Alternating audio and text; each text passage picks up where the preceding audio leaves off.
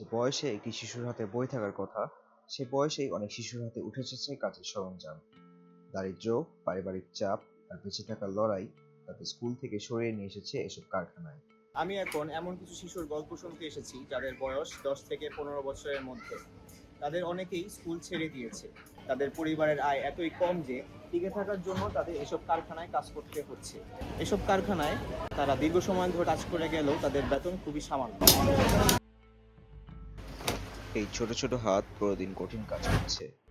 অনেক ক্ষেত্রে পরিবেশ সংকীর্ণ, অস্বাস্থ্যকর আর ঝুঁকিপূর্ণ। কেউ কাজ করছে বসে, কেউ দাঁড়িয়ে, কেউ ঘন্টার পর ঘন্টা একই কাজে আটকে আছে। সংখ্যার ভেতরে এই বাস্তবতা পুরোটা বোঝা যায় না। বোঝা যায় তখনই যখন আমরা তাদের নিজের মুখে তাদের গল্প শুনি। আমার নাম সিয়াম। আমার বয়স 14 বছর। আমি এই জায়গায় চামড়া কালারের কাজ করি। আমি আগে স্কুলে যেতাম, এখন আমার পারিবারিক সমস্যার জন্য স্কুলে যাইনি।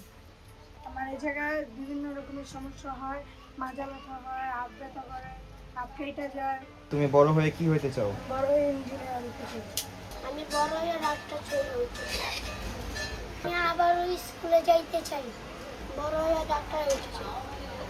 দীর্ঘ কর্মঘণ্টা স্বাস্থ্যের জন্য ঝুঁকিপূর্ণ, কিন্তু এখানে অনেক শিশু কাজ করছে 7 থেকে 8 ঘন্টা পর্যন্ত। যে চাপ একজন বড় মানুষের জন্য কঠিন, সেই চাপই বহন করছে এই শিশুরা।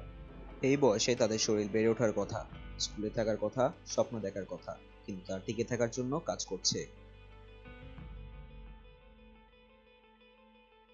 এই শিশুরা খুব বেশি কিছু চায় না। তারা চায় একটু নিরাপত্তা, একটু স্বস্তি আর পড়াশোনা করার সুযোগ। কিন্তু বাস্তবতা তাদের খুব দ্রুত বড় করে দিচ্ছে। শিশুদের শ্রম নয়, তাদের শৈশব দরকার। কারখানার ভেতরে নয়, তাদের জায়গা হওয়া উচিত স্কুলে, নিরাপদ স্থানে ও মর্যাদার স্থানে।